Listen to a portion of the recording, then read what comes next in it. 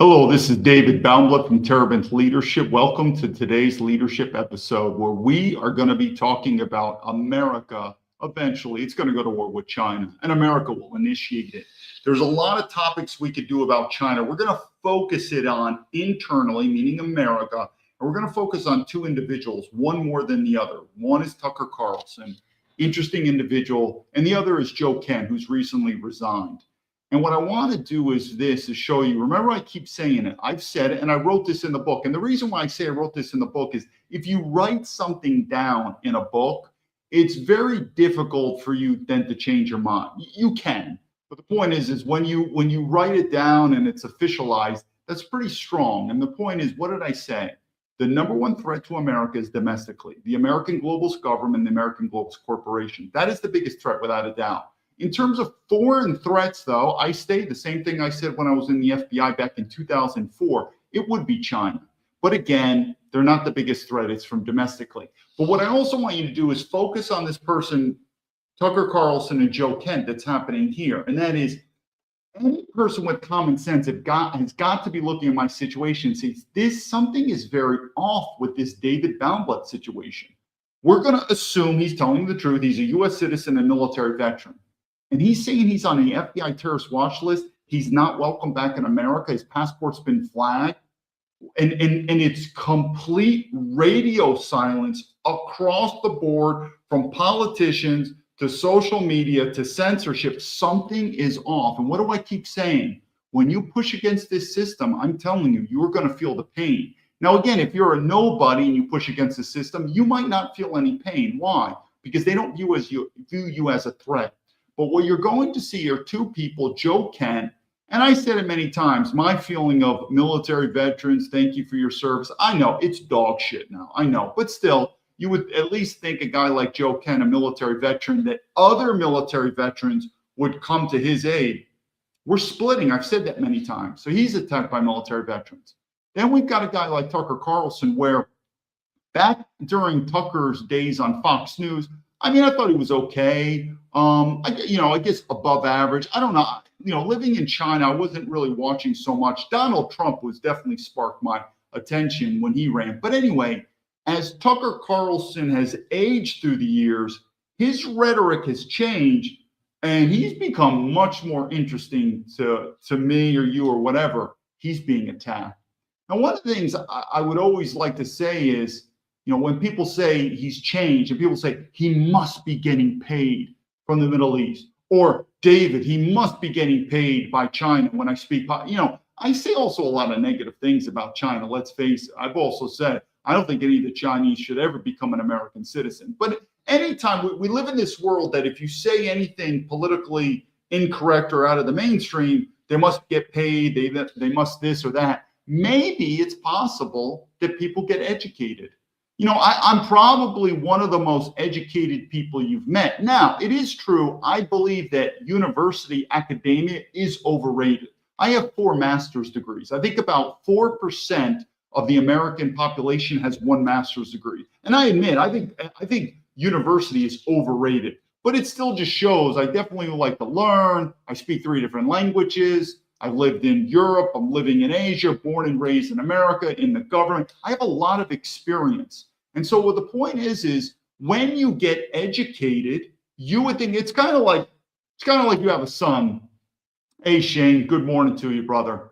It's sort of like if you had a son and the son went to West Point and he said, okay, son, going to West Point, I'll see you later in 4 years. For some reason, you don't want to see him. And he comes back and he's exactly the same. Wouldn't you be disappointed with West Point or, whatever, going to Harvard, or maybe your son goes to Ranger School and says, Dad, I'm going to be a Navy SEAL. And he comes back and he's exactly the same. You'd be a little disappointed. You'd be like, aren't you improved? So through education, through experience, we should change, hopefully from the positive versus the negative.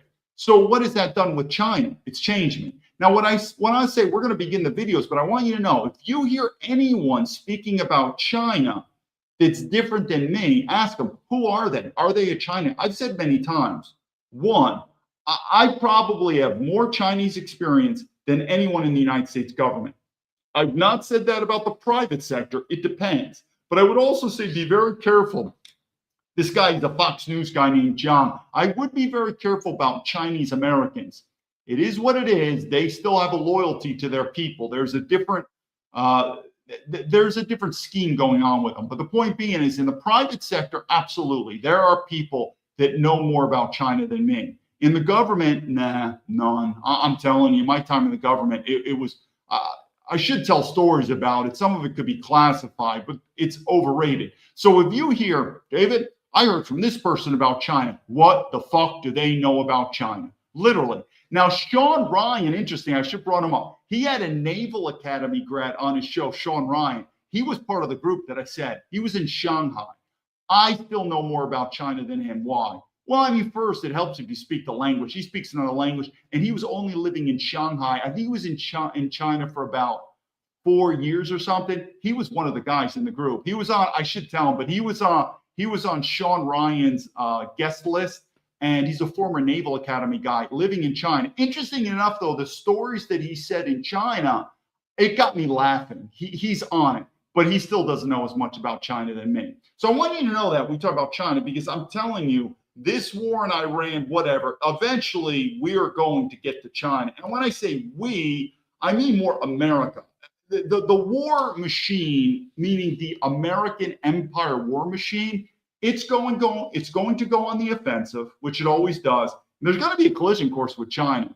But again, I mean, you do what you got to do, America, because one, I don't pay my tax money for this bullshit, and I'm not serving in the military. So you also got to remember all these MAGA influencers or politicians, one, they're not going to die in this war. Their kids are not going to die in this war. And when your taxes go up and inflation goes down, you're not going to be the ones making money off this war. They will, meaning only a very small percentage of people are going to be making money off these wars. Just like Trump's son invested heavily in drone warfare. But if you're the typical American, you might get drafted or your kid's in the military, they're going to die, and your tax money is going to come up in the US dollar. So I'm not affected. You want to do it, have a blast, but we'll go.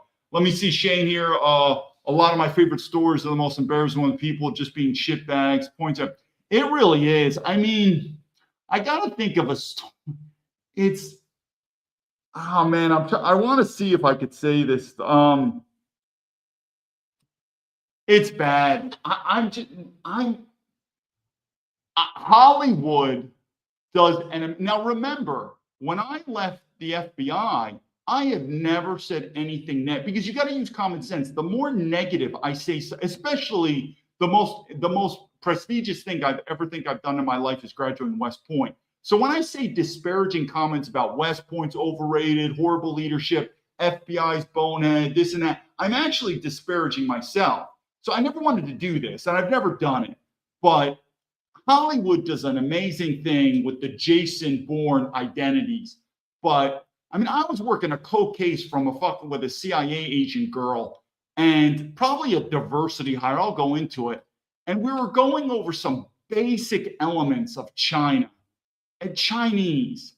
And I was thinking to myself, how the fuck did you get into the government? But you got to remember, use common sense. And I've said this before. I've always said this. Why we're back in the 1950s, the 1960s, the 1970s, those FBI agents, those CIA agents, those guys were top notch. Because you got to ask yourself, how was the private sector back then? It might have been a little bit better, but not much. Because the FBI and the CIA are considered to be criminal. Look at Dan Bongino. And there's a video of him. What an absolute fucking shitbag. He was the deputy director. I mean, you got to use, as much as I say the FBI is overrated, I mean, the deputy director, no, so, I was a regular special agent. The deputy director, and we're also including money, the power, the prestige. Why did he quit? All about the money. He's like, man, I'm doing this talk show, podcast. Meaning, what would Dan do to the audience member? What if he wasn't a podcast hoster making millions of dollars? I guarantee he'd stay in the FBI. Guarantee. Remember, most men, part of the reason I quit the FBI is I was telling my friends, I knew thousands of Americans are lined up in their application process to take my slot because my heart wasn't into the FBI. I was like, this is not a good fit. I want out, and I told my fellow colleagues in the FBI, a few of them, it was kind of kept secret, and I said, I know right now there's thousands of American citizens who would, whatever, give their left nut for this job to be an FBI. I know it. And I said, it's the right thing for me to do, to resign, get out. I was a regular agent. Dan Bongino, the deputy director, the number 2. I want you to ask yourself, if he was a regular yo-yo, not a multi-million-dollar podcaster, what do you think he would have done? I don't think he would have quit. Don't think he would have quit. And this guy brags, unlike other people, he's a patriot. The FBI was corrupt. He's going to fix the FBI. There's a clip of, he's an absolute piece of shit. And so what I'm saying is I go back to the story about it's so overrated. The best and the brightest are not in our government. Maybe 1%. I'd say without a doubt, the top 1% of the FBI and the CIA, rock stars, everything else goes down. Because think about it. If you had a son and you're like, my God, son, you are unbelievably smart. You are unbelievably courageous, high testosterone, and you are a risk taker. This is kind of what America was formed on. Think of our forefathers who left Europe, took courage. They all had to be smart, and talking about and hard work. So you have to be smart, hardworking, and risk taking. That's what our American forefathers were. If you had a son that was like that, and he said, "Dad," and you say, "Son, you are really smart. You are really hardworking, and you're a risk taker. What do you want to do, son?" "Dad, I want to make a career in the government." Do you really think that aligns? Do you? Remember the story I said with the West Point guy who went into the CIA 9/11, but he's working for Goldman Sachs and he's quit? It's not there. And so the point being is it's just absolutely embarrassing. So I say again, when it comes to China expertise, absolutely, there are people in the private sector. I'm not saying many, but they are above me. In the government, no way. No, who are these people? Literally, who are these people? Not there. So anyway, so when we talk, because we're going to be talking about China today, so when these people talk about China, who the fuck are you, these people? They don't know anything. So let me go down. Let me just go with the first thing here. Let's do share the screen.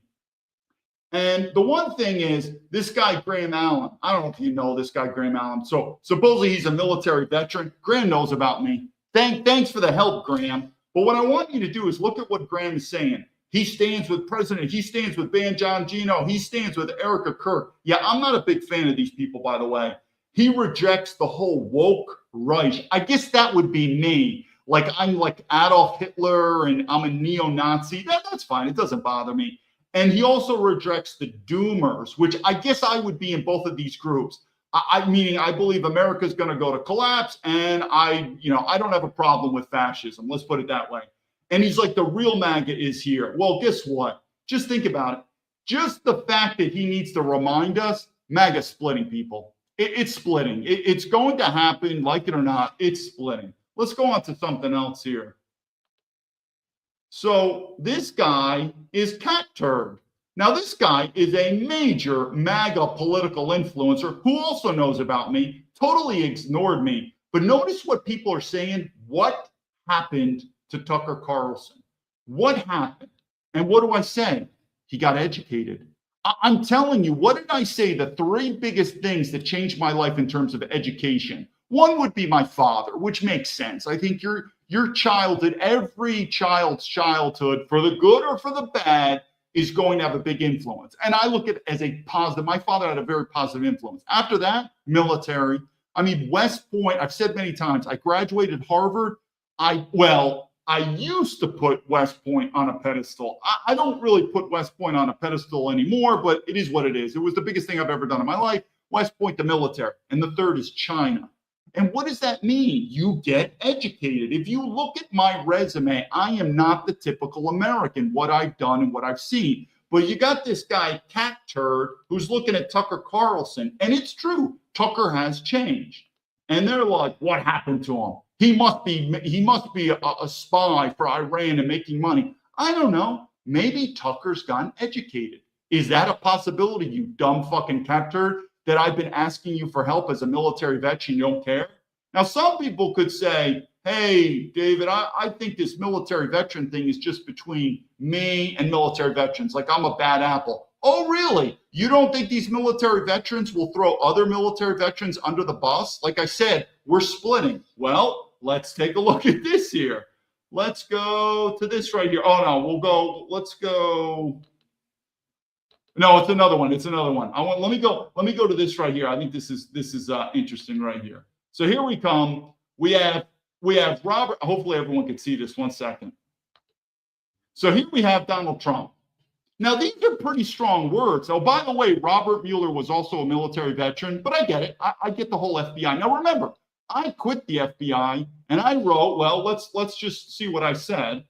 I said, I left the FBI in 2007. And I wrote, and he's a traitor scumbag, this guy, Chuck Grassley. How this guy is still taking a paycheck by taxpayers' unbelief. And I told him exactly this, what was going on. So Robert Mueller was my director. It is what it is, whether he knew it or not. And look at Donald Trump. But anyway, what I'm trying to say is, notice I keep saying America's splitting. You have a president. Look at this. You have the president. Hopefully everyone gets. You have the president of the United States. This doesn't surprise me. And the FBI director, who also happens to be a military veteran. He was a former Marine Corps. I don't know if he was an officer or enlisted, but Robert Mueller was former Marines. He died. And again, I admit it. I think the FBI is corrupt. That's why I quit. And the president says, good. I'm glad he's dead. He can no longer. These are not normal words. I'm not saying I disagree with Donald Trump, but what am I saying? The system is going to fall apart, people. This is not normal because all Americans are trying to figure out, where is that group that comes together? Well, the military guys, none. We can't even come together as Christians. I don't even know what a Christian is anymore. I'm telling you, that's what you keep saying about China's the threat. The only thing China needs to do, and they continue, is just sit the fuck back because China does not know how to do soft power. I've said this many times. You got to go back one. They don't know how to do soft power. That's why they get white monkeys. Not me. I'm not working for them. Oh, but I will. I have no problem working for the Chinese government. People work for the Canadian government. Well, what? There's a rule I can't. But the point being is they actually need to get white monkeys to help them out because they don't know. I cannot tell you how the best way to look at the Chinese is like a fish out of water. In China, no problemo. Outside of China, they don't know what they're doing. But they don't need to do any soft power. When America is just falling apart overseas, meaning making wars, and domestically, the only thing China really needs to do is sit back. This is a sinking ship. But I'm just saying, if you just saw the president of the United States say basically a military veteran, the former FBI director, good, he's dead. That's not normal. And it's not like I'm defending Robert Mueller. I left in 2007 under Mueller, and I wrote, the person that I also say should be fucking dead is Chuck Grassley. What a piece of shit. How that old fart senator is still making a paycheck. I'm still amazed. Not only did I write him in 2007, he didn't respond. And I was like, I didn't care. I was like, fine. But then when I've come out here recently, I bombarded Senator Chuck Grassley. Hello, totally ignored me. Total piece of shit, this guy, Senator. But let's keep going on this stuff. So now we go to Donald Trump. This war in Iran is going to go to shit. So now he's like, now with the death of Iran, and I was like, okay, I guess we wrapped it up. You know what I think, hopefully everyone can see that. This is what he's saying. And what do I think that Donald Trump may do? He might do this. He might do two things. He might escalate this war with a ground force. Oh, good luck on that. Like I said, I'm just happy I'm not in the military anymore. These soldiers there's going to be some body bags coming out. And I wouldn't thank any of these military veterans for their service. Killing the Iranians, it's not helping me. But anyway, two, he might, out of the blue, just like we bombed Iran before, he might just say, Laura, like, okay, mission accomplished, and we're going to pull out because there's no ground troops. And people are going to be like, okay, well, what exactly was the objective? And I guess we're just going to do we're going to do an annual bomb run on Iran, meaning we'll never be able to take out their nuclear capabilities. So I guess every year it'll be, whatever. It's the 3rd of March. It's the annual Bomb Iran campaign. And maybe every year we're just going to bomb them to just keep them down. But it's possible Donald Trump may say, victory has been achieved. We've bombed the shit out of them and we destroyed enough.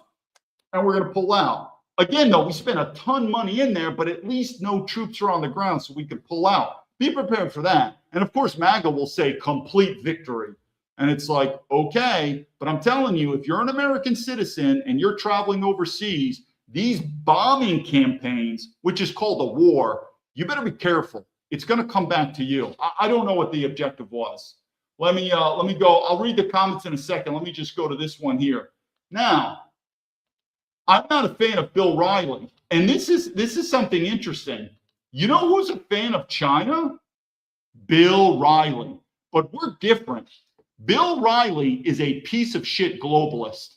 He is and along with his buddy Lindsey. So he's already said, because Bill and I are different. I am a nationalist. I look at my people first. And when I say my people, I look at that as a homogeneous adjective. I don't look at Americans as my people. I don't know who an American is. This piece of shit looks at his money. And he said this on talk shows. He's like, listen, we have no choice. We have to do business with China. So he believes we have to continue to not do a war, work for China, only about the money. That's not necessarily my view on it. But either way, this ship is going to sink. You're going to see it. But Bill O'Reilly and Lindsey Graham, yeah, great globalists.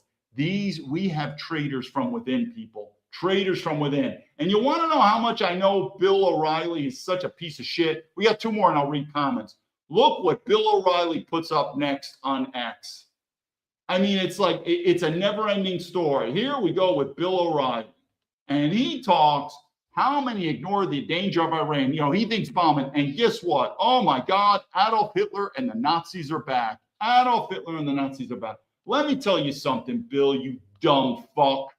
First of all, you, along with every people, don't even probably know what really happened in World War II, the Nazis. And if you like China, guess who China likes? They love Adolf Hitler and the Nazis. And I'm telling you, this guy, Adolf Hitler, is going to become immortal. It's like everything we do, it's back to Adolf Hitler. It's back to the Nazis. I mean, it's going to be like in 500 years from now, someone's going to be like, you can't do that because that was Adolf Hitler or something. And they're going to say, Adolf who? Adolf Hitler, man. There people have got no clue who Stalin is, no clue who Winston Churchill is, no clue who Truman is, Roosevelt, Eisenhower.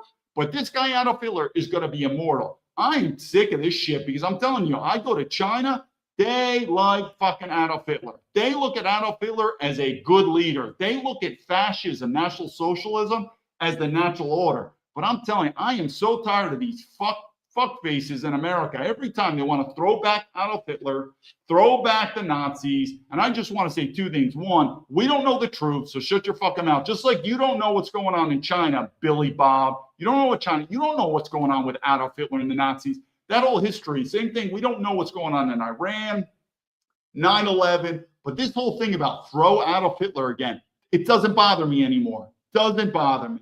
So anyway, let's go. Finally, let's just look at this. And remember, I keep saying about how Dan Bongino is such a piece of shit. Remember how many people when I first talked about Dan Bongino, everyone's like, David, no, man, Dan Bongino's a patriot. He would help you. He just doesn't know about you. No, you stupid fucks. He does know about me. He's a piece of shit. This guy. So now, remember what I said about the military is splitting? I don't know who this guy is. I've heard I don't know all these influencers yet. There's a whole microcosm and macrocosm of influencers here and there. But this influencer is a former policeman, a former law enforcement for 9 years. Danny Boy was former Secret Service, and they're fighting. And guess what I'm saying? The U.S. military is splitting. Guess what? Even law enforcement, even the FBI, there's no longer brotherhood. So let's go back to Danny Bongino, who's an absolute piece of shit. Let's see what they said with this guy.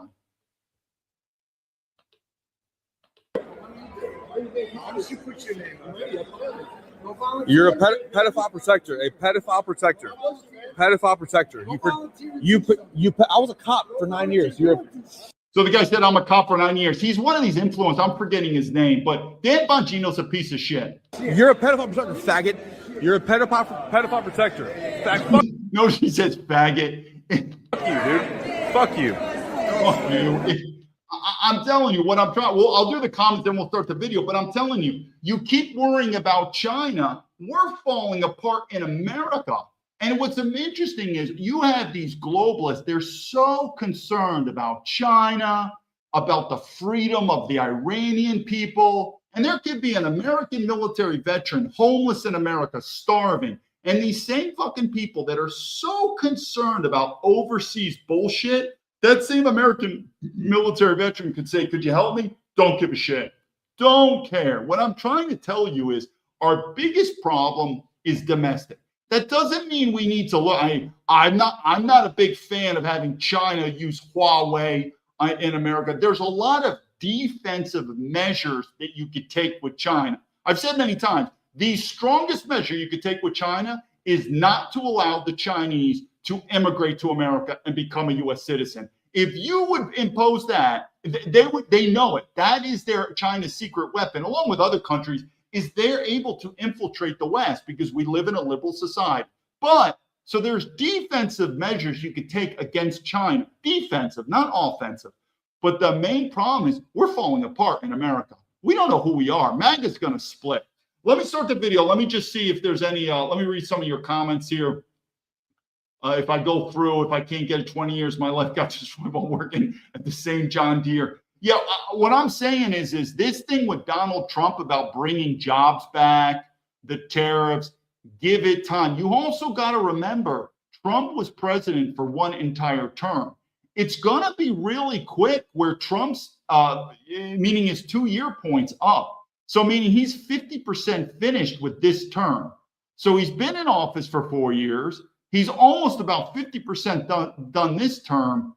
What does this envision make America great? It's just not going to happen. I'm telling you, I still believe he's the best we have, but he's never going to solve it. I'm telling you, it's never going to happen. And he is drifting. Just like Tucker Carlson is drifting, I believe Tucker Carlson has become more educated. Donald Trump is drifting in a direction that is not nationalism. Anyway, let's go. So remember what I said about the military veterans? We don't give a fuck about each other. And you might say, David, I think they're just talking about you because you're a bad apple. Oh, really? Okay, let's talk with this guy. From every political party, go to them, go to your representatives and say, I will not, in good conscience, send young men and women off to die on foreign battlefields. Our leaders will hear us if we all speak out. We're at a critical juncture in the war in Iran. We need to let our leaders hear that we do not support this war. We do not think there's a vital national security interest. We want to bring our troops home. We want to work towards peace in that region. We do not want 20 plus more years of bloodletting. And then as we head into this next election cycle, demand from everyone, from every political party, go to them, go to your representatives and say, I will not vote for you if you are going to vote for the continuation of these wars overseas. Okay, so we've all heard that. Now remember, I guess there was stuff behind closed doors. Maybe he leaked stuff. He's under investigation. He was going to get fired. Those are good points to know. But I'm just doing 2 points. One, what he's saying, I'm in total agreement with. These wars. The second, I get it. He's a military veteran. I guess I should be his brother, not. I'm wishy-washy on that, but we should. But the point is now let's hear what people think, because he is a decorated military veteran, and what he's saying, I think's right. Now, if he leaked classified stuff and whatever, it's very important. But I just focus on what message he's saying. I can't seem to argue with it. He is a military veteran. I don't know. I don't know if it means anything anymore, but at least MAGA says it means something, like we should respect him or something. Let's see what people say. For only one reason. But some guy who worked in counterterrorism resigns on really official-looking letterhead and then goes on a podcast tour today. And it was the biggest. Now, I'm pretty sure this piece of shit guy never served in the military. You know, it still bothers me, people who didn't serve in the military talking shit like that, but it is what it is. Story in America for only one reason, because the left could use it against Donald Trump. That's it. That's why you keep hearing. Oh, so you ever hear these dumb fucking people? It's the left, it's the right. I'm telling you, if you ask you want to unite the American people, ask them what they think about the American globalist corporations. You'll find pretty quick how to unite the American people. You know, meaning I've said many times, I agree. People on the left would look at me as an absolute white supremacist, neo-Nazi. I get it. But I'm telling you, if we really want to unite the left and the right, talk about these globalist fucking elites. We're talking the money, these corporations, these globalist banks. But these stupid fucking podcasters who work for these corporations, they're always like, it's all about the left, man. It's all about the left. No, it's not, asshole. You work for these corporations. But anyway, let's keep going. Let's hear what he says. About Joe Kent, who is now under FBI investigation. Marjorie Taylor Greene tweeting that Joe Kent is an American. Now, he's under FBI investigation, but I'm telling you, here's the problem with the FBI. It's fucking corrupt. Dan Bongino now is part of the deep state. He's a piece of shit. And you had the president of the United States, MAGA, say that the former FBI director is basically a piece of shit dead. So I'm meaning if J. Edgar Hoover was alive today, you know what he'd think about the FBI? He'd be like, oh my God.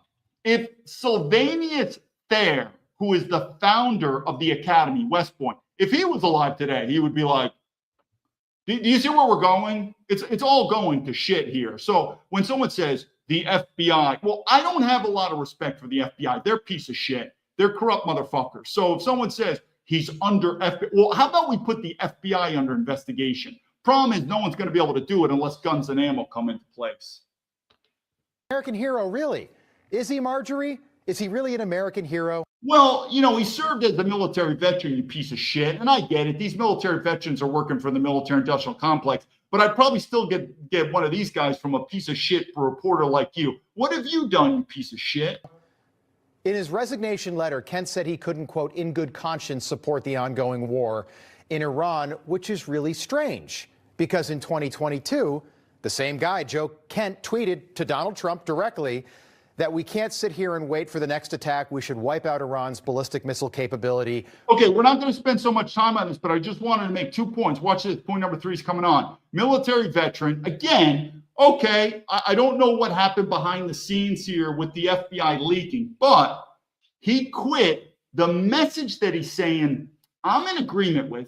He is a military veteran. I mean, let's just have a fucking roundtable. Do we respect military veterans or more? And again, I could go either way on this, but this reporter is not a military veteran. But this other guy is, man. This guy's a military veteran. And I'm sure, let me just do this, and I'm sure this guy will back him up.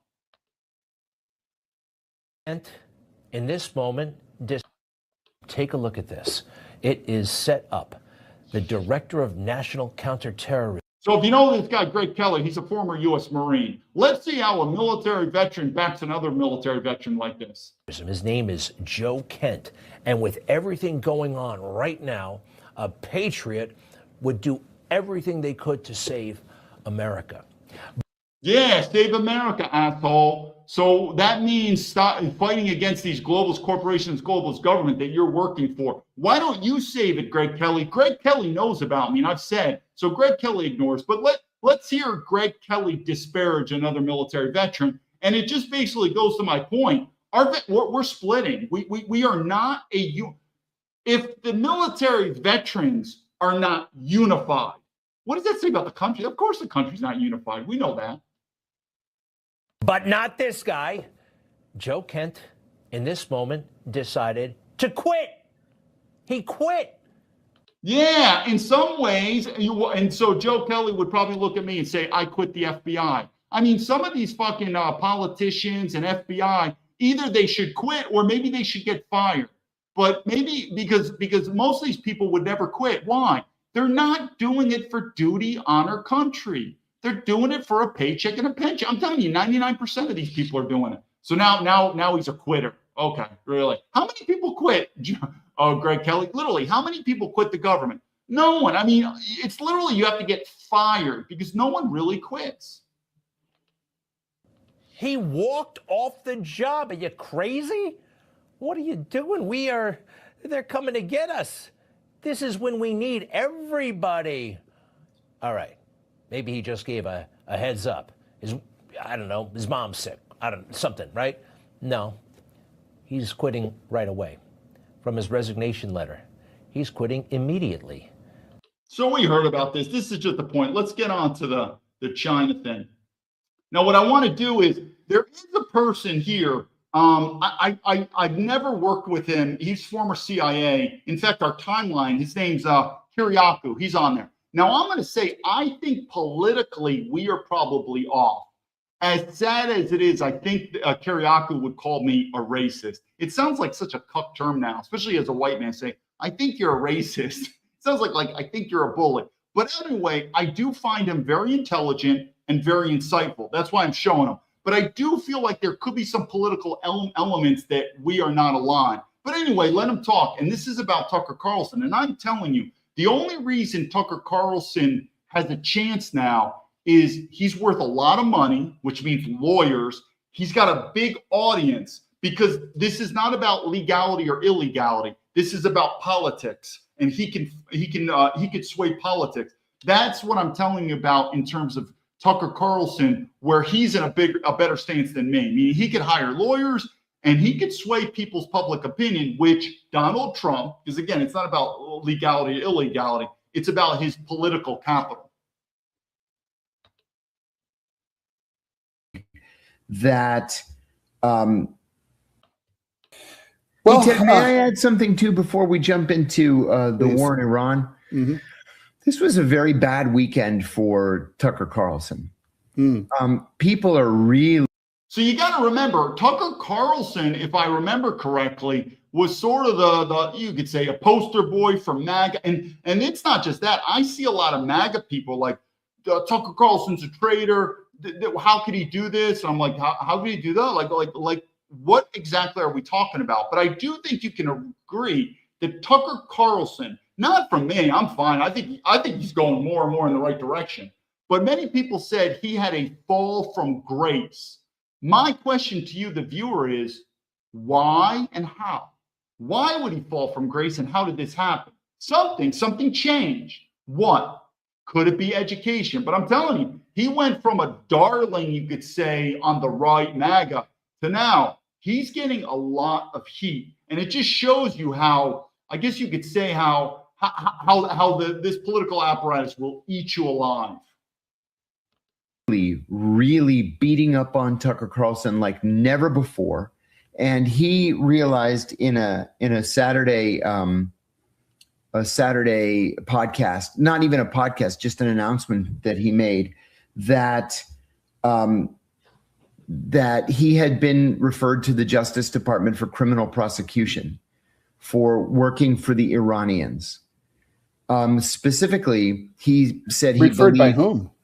Well, that's the $64,000 question. Yeah. Tucker said on Saturday he believed that the CIA had referred him to the Justice Department for prosecution under the Espionage Act. That turned out not to be the case, because on Sunday, Laura fucking Loomer announced that she was the one that made the criminal referral to the Justice Department, accusing Tucker of committing espionage for Iran, but specifically for.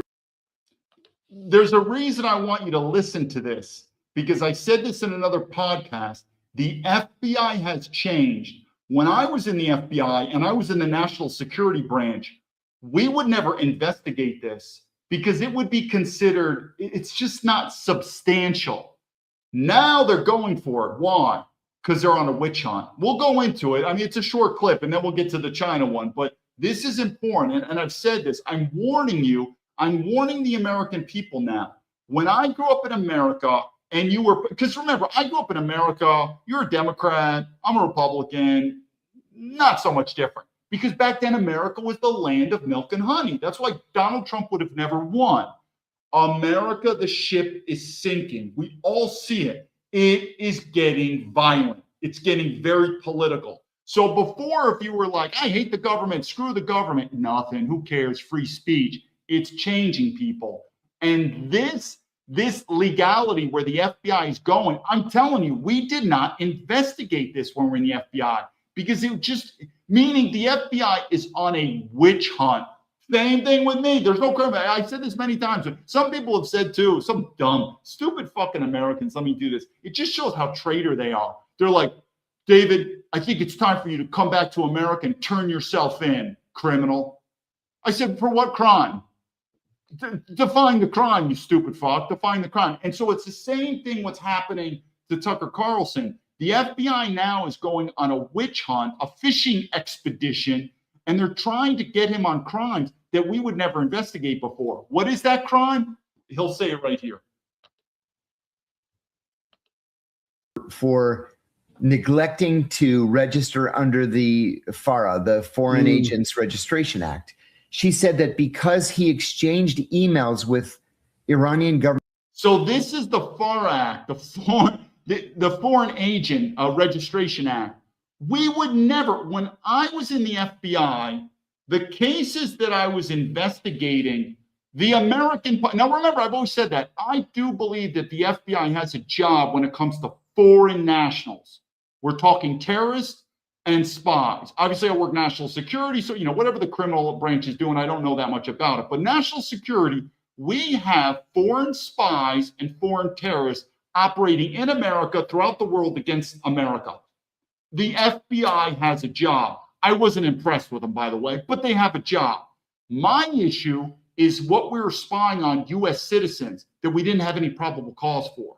But this FARA thing, that's not what I was doing. The cases that I was working in the FBI, you would agree. I mean, I'm not going to say it was sort of like Hollywood, but these were legitimate espionage cases. FARA, it's like, what are you talking? We would never, to bring to my supervisor, say, listen, we have this U.S. citizen, like, this is a political witch hunt, and we think he's working for the Iranian government. First of all, people work for all governments. I mean, people working for the Israeli government. If you ask me, what is the number one foreign entity where people are working, representing, taking money for, that having influence in America? It's not China. It's not Iran. It's not the UK.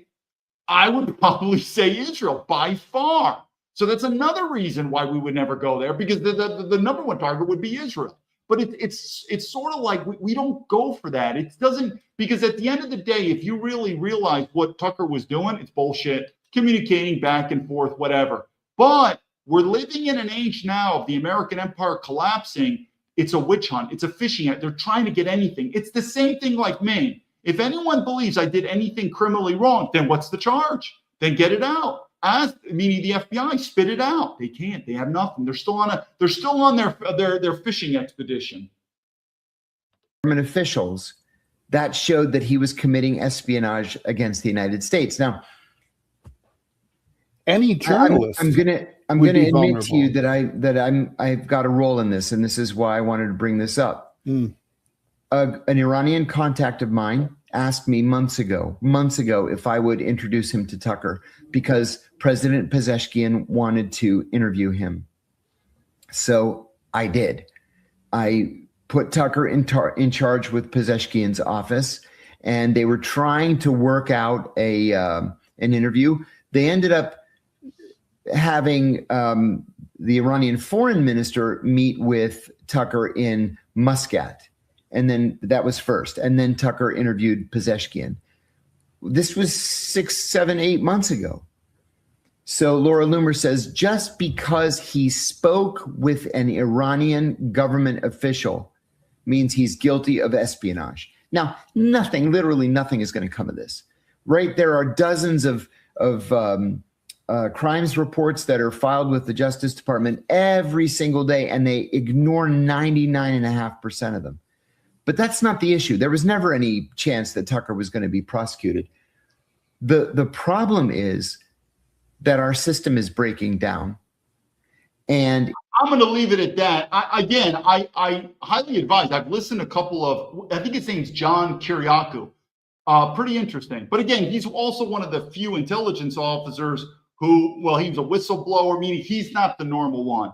99% of FBI and CIA people, you know what they do? Yes, sir. Paycheck, pension, follow the orders. Meaning they don't quit, they don't get fired, they don't do whistleblower. I mean, it is what it is. So right off the bat, he's not the normal CIA person. But I've listened to him. Unfortunately, though, I think he's made some comments about racism. And thanks to China, that bus or whatever, that bird, that plane that has flown by, I could care less what people think about racism or this or that. So what we want to do now is let's start talking about China. And we got two videos. We don't have time to go through. I'm going to try to go through quick. And this is about Tucker Carlson. And the other is Louder with Crowder, but it's not on there. It's one of his other guys. And they're talking about China. And they're talking through their asshole. Let's go quick to Tucker Carlson just to dissect this. Commander-in-Chief, meaning Donald Trump? Yeah. You get to make the decision. If you were the commander-in-chief of the United States, what would you do at this point as of today? Commander-in-Chief, meaning Donald. Okay, so I'm going to say right now, this Chinese guy, he's popped up out of the blue. I think, Shane, you've mentioned him. I've listened to a couple of videos. And again, you shoot the message, not the messenger. Is he working for the Chinese government, getting paid? Oh, I'm not going to doubt that at all. But that still doesn't change my point. I look at the message. From what he's saying, I find him to be a very educated person. I can't put my finger on him yet. I haven't listened to all of it, but we're listening now. But the first thing is, David, do you think this guy's working for the Chinese government? I guess so. I mean, people working, meaning it is important to know who you're working for. It is, because you're going to be influenced. Just like Fox News and CNN are both working for the corporations. I mean, they're all paid actors in some sense. So it is very important to know if someone is getting money, there's influence. I agree with that. I'm just going to make the immediate assumption that the Chinese government is paying him money. But does that change my mind? I still would focus on the message. If the message is off, trust me, I will say it's off. Donald Trump? Yeah. You get to make the decision. What does America do next? If it's acting in its own interest, if it's trying to preserve its power and wealth at this point, what does it do? Well, first of all, I would acknowledge that all these events are interconnected, right? So this trade war of China, this war in Ukraine, this war in the Middle East, it's all interconnected because the American empire is too overstretched and it has its fingers on everything. And so it allows its enemies to provoke it into these never-ending wars. So what I would do is basically sit down everyone, okay, including Russia, China, Iran, and say, it's time for a new world order where we. So the way I look at that is, people, I know it sounds like America surrendering, and I'm not saying I necessarily would do that, China, but I'm telling you, to the Americans, this ship is sinking. It's going to be a soft landing or a hard landing. And I get it. I know Americans are like, bullshit, man. We're never going to give space to China. We're always going to be the global world power. Well, then sign up your kids to die for these wars and you pay your taxes. But there are more and more Americans that we have bigger problems at home. We don't have children. We can't feed our children. We have this, and we don't care about being the world superpower. The American globalist corporations do. So I would say that. Now he's saying about, well, we got to get together. A new world order is coming. You like it or not. How it forms is going to be varied, but it's going that way. I'll do it. If we have time, I'll talk more about China. It is what it is. What I don't believe, though, and I've said many times, China is not going to be the new global superpower like America. That ain't going to happen. We are partners in this relationship, right? Before America was the hegemon, before the US dollar was the world reserve currency. But now what we want to do is open a dialogue where everyone is respected, where America is no longer the bully, but a willing partner in creating a new economic order that benefits everyone and not just a few. And I get it. This sounds like kind of utopian bullshit. I know, like it's rules and we're doing. I would just say, like it or not, the power is going to be shifted, and we're going to have to learn to share that power. It's going to suck for America because America's going to go down and other countries are going to come up. But what it is like, this is going to be the new utopian and everyone's going to have fun. I'm not saying that. But I'm just saying, if you look at history, powers shift. And we are about to do a power shift. Unfortunately, we as Americans are going to lose power. Other countries are going to gain power. You don't like it, then what are you going to do? Go to war? Then you sign up for the draft. I'm not dying for this country anymore. Raise your taxes? I don't pay tax money anymore. You pay your taxes. So we can do this the hard way or the easy way. That's the way it's going. I think that's the wisest possible advice and probably the only path that preserves civilization. But the one country standing in the way of that is Israel, which is the only beneficiary of this war, as you just said. I think that's true. Can you think of another beneficiary other than Israel of this war? Well, Russia benefits, right? Because Russia is trying to win this war in Ukraine. That's correct. And America is forced to lift oil sanctions. Well, China is also benefiting because why? I mean, China, like I said, China sits back. We're spending more money on this war. They're also able to study our tactics. Also, soft power. People are starting to look at China now as, wow, look at this peaceful country. So China's also winning it. Again, the whole reason we're in this, generally speaking, is Israel. And so if you're MAGA, you have got to really look in the mirror and reevaluate what exactly is America first. This war, I was about to say in Israel, this war with Iran, not exactly America first. And so now Russia is now able to take all these war profits, right, and then help the Iranians, finance the Iranians in the struggle against the Americans and Israelis. So the Russians also benefit tremendously from this war. Yeah, but fair point. Israel has to be constrained by the United States in order to do what you just recommended it do. Is that possible? Does the American president have the authority to control its client state? So if you look at the domestic situation in Israel, Israel no longer behaves rationally.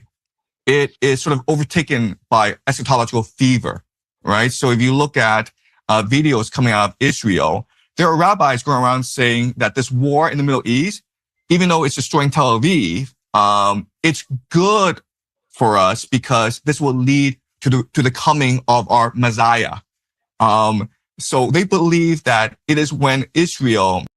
And this is where I believe there's two types of Americans that are working for Israel. One is just for the money, meaning they'll work for Israel today, they'll work for China tomorrow. It's all about the money. But there are these Christian Zionists who they're also on board. And I think it's a very simple thing. And this would be to the Jews, to the Israelis, whatever these Americans. If Israel was such our good ally and they want us to give them money and die for these wars, then let us have citizenship in Israel. Let's make Israel or whatever your dual citizenship, so you're an American, you can immigrate there. Wouldn't that be stronger sense to say we're brothers? And if they did it, I would change my mind a lot of ways. But if they said, fine, the territory of Israel now is America and you can move there, it's a 51st state. I mean, we're brothers. We give them money. They want us to die for them. So you want us as Americans to die for you, Israel, and you're not even going to give me a passport? Good luck. If you're not Jewish, you're not going to get it. Doesn't make sense, people. Doesn't make sense. Is under the most strain. When the very existence of Israel is threatened, then God will intervene because the Jewish people will come together as a nation again and commit themselves, renew their faith in God. And once God sees the blind, trusting, absolute faith of the Jewish people, then he will save his people by sending his Messiah, who will then redeem the Jewish people. So another saying this is secular temporal matters don't really matter. This war in the Middle East, not an issue. What matters is divinity. What matters is our relationship with God. Yes. So what matters is faith. If nuclear bombs go flying, doesn't really matter. What's so interesting is that, 25 years ago at 9/11, whatever you think of how that happened and why, I saw it personally. Let me tell you the story here. Shane, here's the story. This is what really got me. Let me just tell the story now on 9/11. I'll tell it maybe another time. This is when I knew something was weird. So I was the FBI 9/11 classes. This is the push. And I did not work counterterrorism. And so the FBI is the lead agency for counterterrorism. So tip of the spear, you hear all these special operations, tip of the spear. News to you, the tip of the spear is in the private sector, okay? Delta Force, SEAL Team 6, CIA, FBI, news to you, the tip of the spear is in the private sector. Okay, I altered here. Let's go back. So, but for the government, it is the FBI when it comes to counterterrorism. Now, also, too, this is 9/11. This is probably one of the most pinnacle times in America's history where counterterrorism was such a big push in terms of money, management, efforts. Again, it's 9/11. And so what's interesting was there was the floor above me, there was the counterterrorism squad, and I was in a regionally enhanced office. These guys were top notch. I knew one of the guys up there. He's a West Point grad who served 6 years in the Ranger Regiment. So anyone knows about the military, he wasn't just a Ranger tabbed. He was in the regiment as an officer. It's a pretty big deal. He got out and he was in the FBI. He was in the FBI for 5 years, which is considered what's called the journeyman agent. So, and he's working counterterrorism. So what I'm saying is, and I'll tell you, so I had the opportunity, I went to talk to him. So, and again, this is 9/11 time, it's 2004, but it's the whole 9/11 war on terror. If you could meet a person who's as expertise at that, West Point grad, former Army Ranger, FBI counterterrorism, working that he was in there like for 5 or 6 years in that. That's a pretty good audience, or not an audience, a pretty good source to say the one question. And part of leadership is you always want to ask why. Like even me, David, why am I on here? A good question is, you hear about this guy, David Baumblatt? He's on this social media. Why is he on social media? Why? It allows you to answer. Like, I don't even want to be here. It's like, why am I on here? Well, why aren't the politicians answering me? Let's go in there. But a great question to ask for 9/11, and I didn't know. And I've always said this, I'm not a Middle Eastern expert. I didn't work counterterrorism, but I did have a question, and that question was, why'd they do it?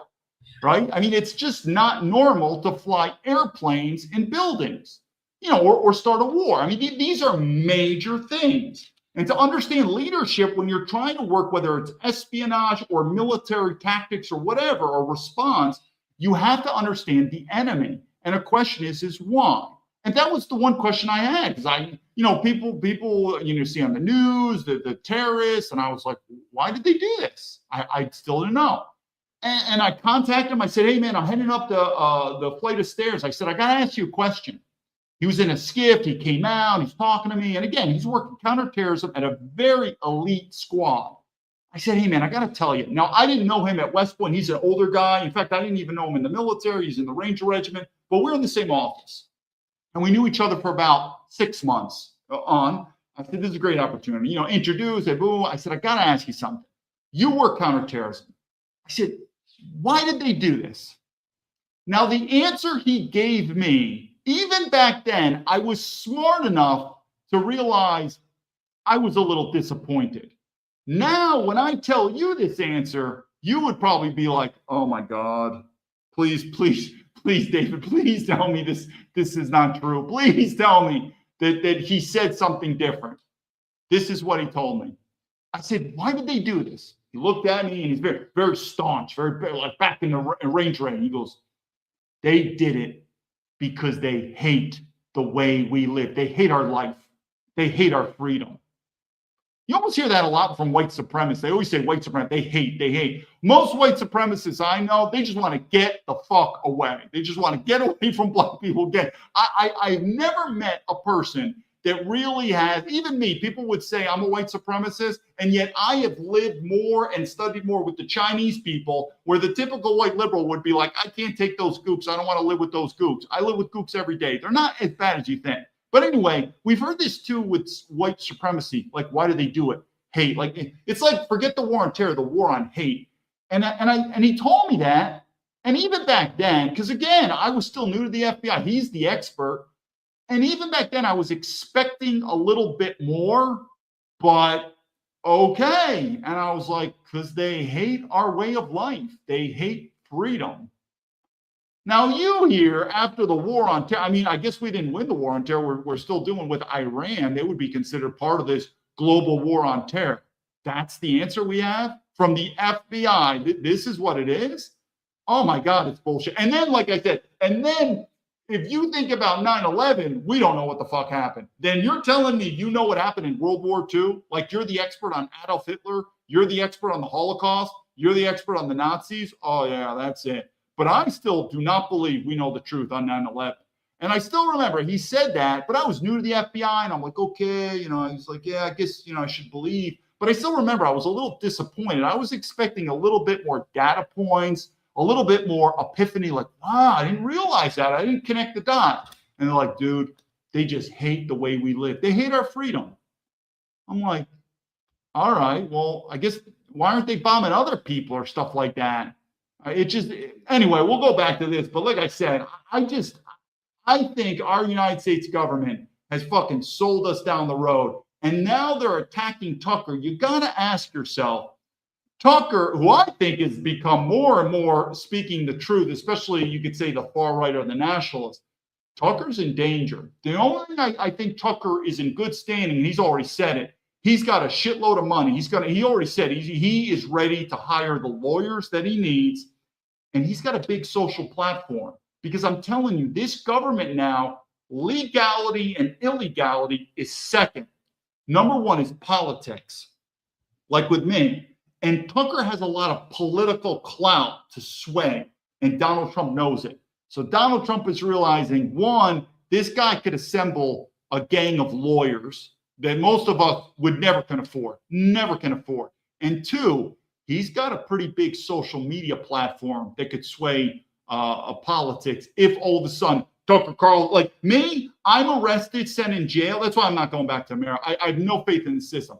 I go back to America, get sent in jail, goodbye, end of story. Boop. Tucker gets arrested, sent to jail. Not so easy to hide that story.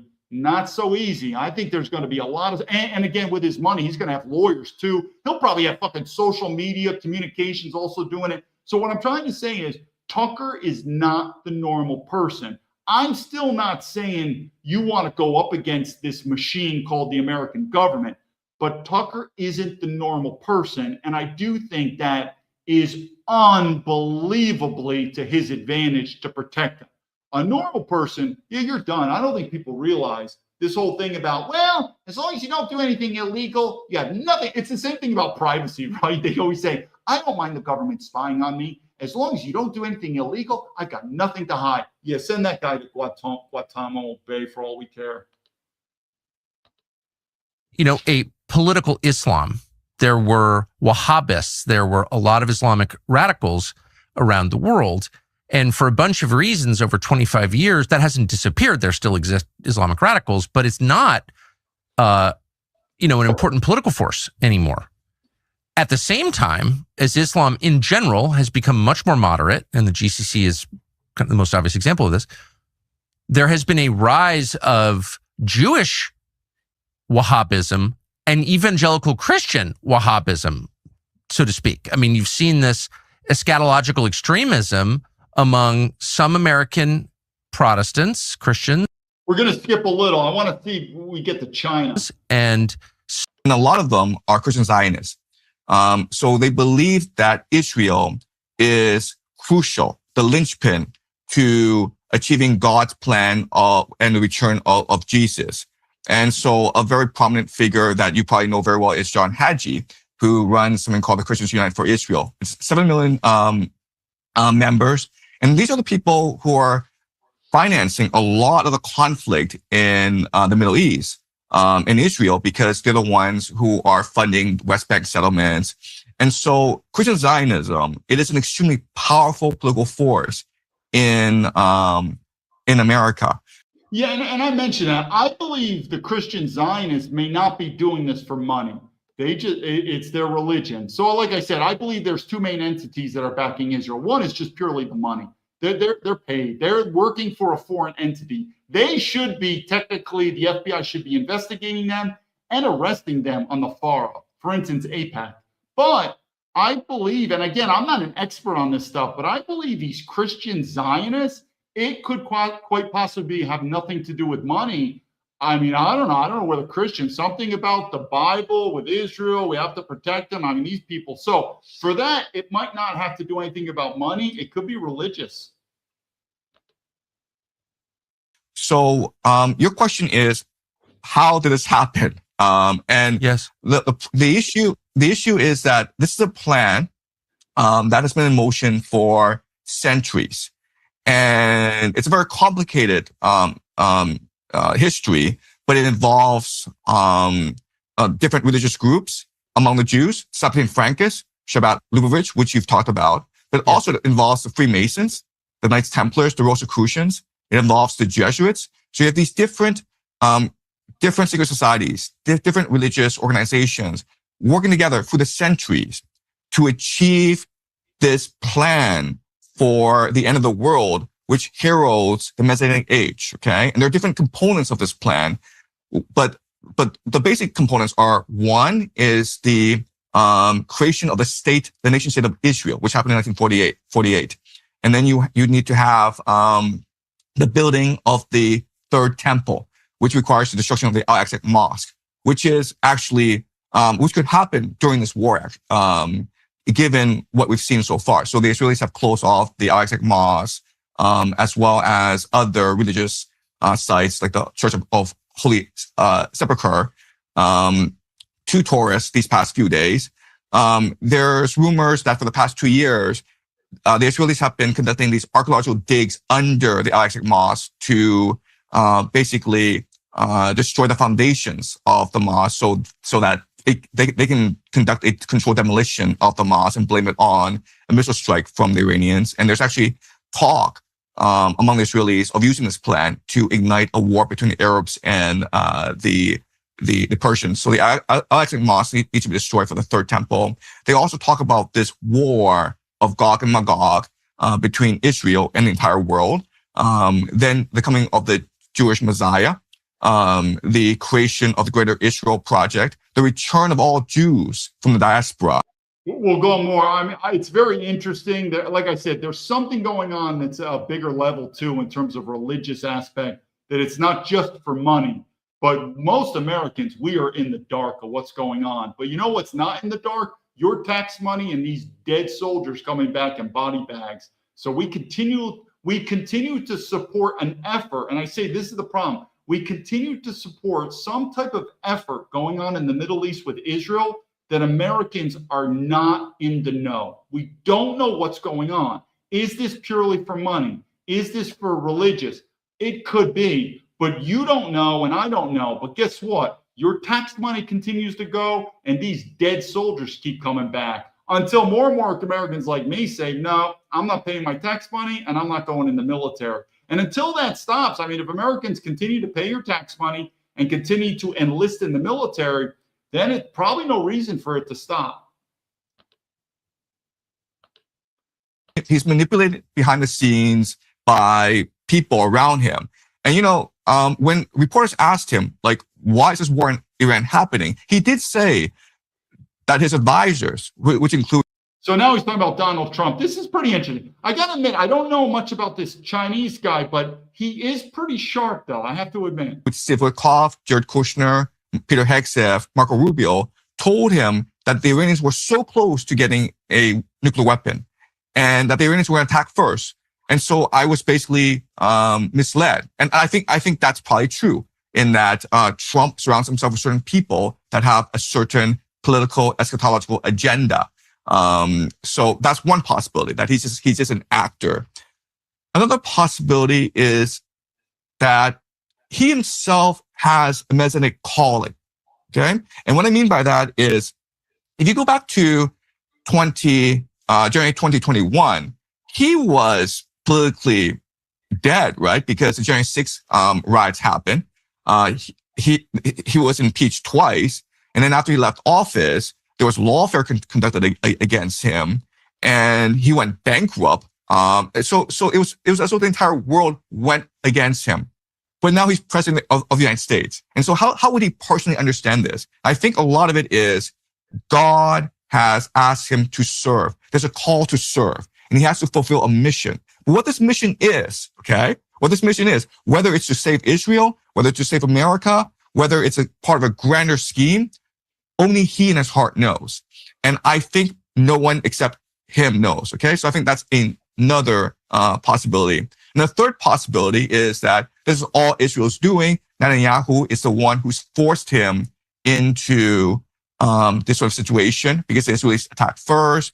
And Marco Rubio said this, where, you know what, we wanted these negotiations, but the Israelis were planning to attack. If they attack, the Iranians would be compelled to attack both the Americans and the Israelis. And we did not want to put our soldiers in harm's way, so we attacked with the Israelis.